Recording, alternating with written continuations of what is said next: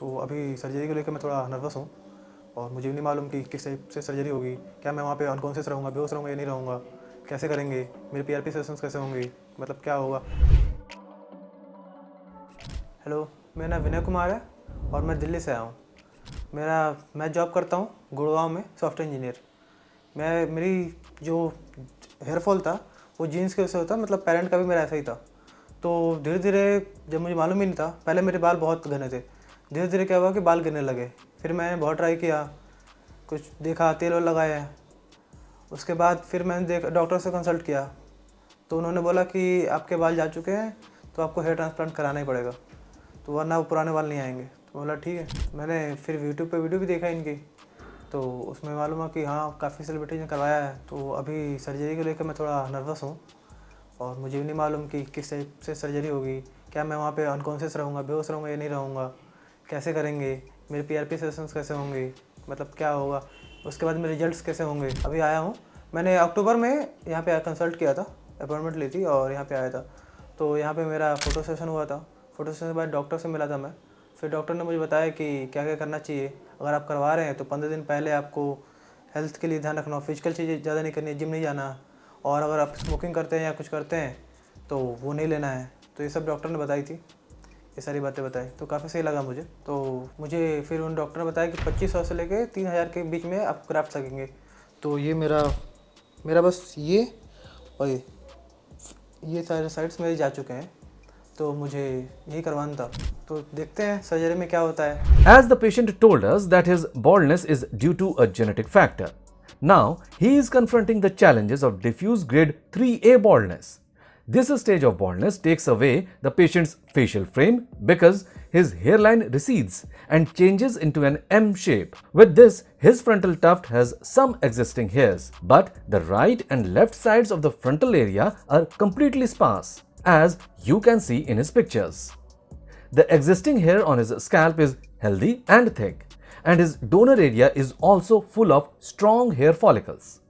So, let's delve into how our experts bring his facial frame back, keeping the hairline slightly lower from the middle and at the precise distance of 6.9 centimeters from the glabella point. Along with the hairline, high density and low density areas are also marked at the patient's scalp. In the frontal tuft, where native follicles are present, low density is needed. आप देख सकते हैं कि मेरी surgery complete हो चुकी है। सुबह 8 बजे से शाम के 6 बज गए और मेरी सर्जरी हो रही थी और मुझे 3500 ग्राफ्ट्स लगे हैं।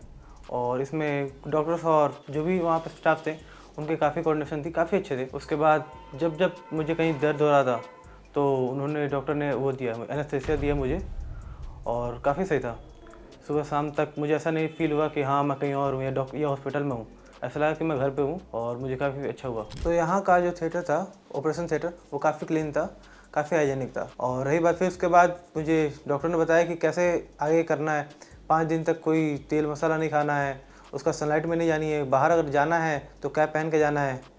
तो उन्होंने ओवरऑल इंस्ट्रक्शंस काफ़ी अच्छे से दिया। हेयर फॉल से जूझ रहे हैं या परेशान हैं तो वो एक बार क्यूएसटी आ सकते हैं, क्योंकि मेरा यहाँ पे एक्सपीरियंस काफ़ी अच्छा था। क्योंकि यहाँ पे जो टेलीकम्युनिकेशंस है या डायरेक्टली जो हम बात करते हैं वो भी काफ़ी हेल्पफुल है। हमें सब कुछ ऑनलाइन बता देते हैं कि हाँ कितने आपको ग्राफ्ट लगेंगे, कितने लगेंगे।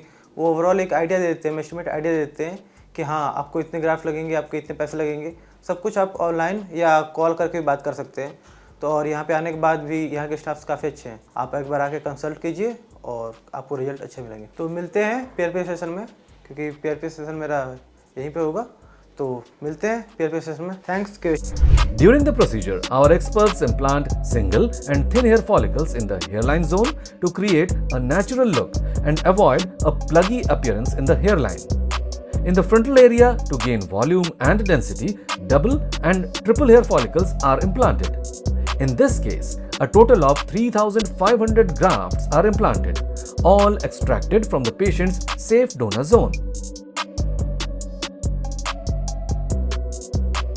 1 month post-transplant, when our patient visits the clinic for his follow-up PRP session, 50% shedding is visible in the transplanted regions, which is a normal part of the hair growth cycle.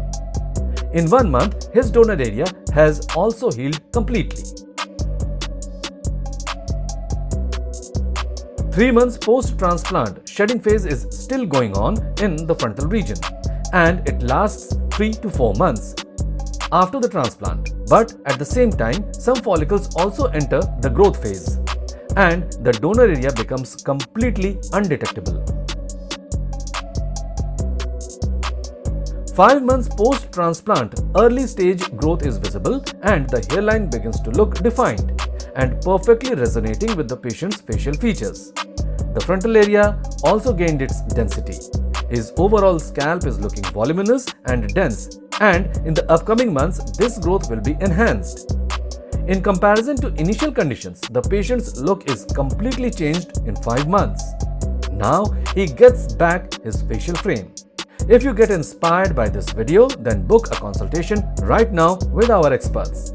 Like this video, share it with your friends whom you think might be helpful, and don't forget to subscribe to our channel. Thank you.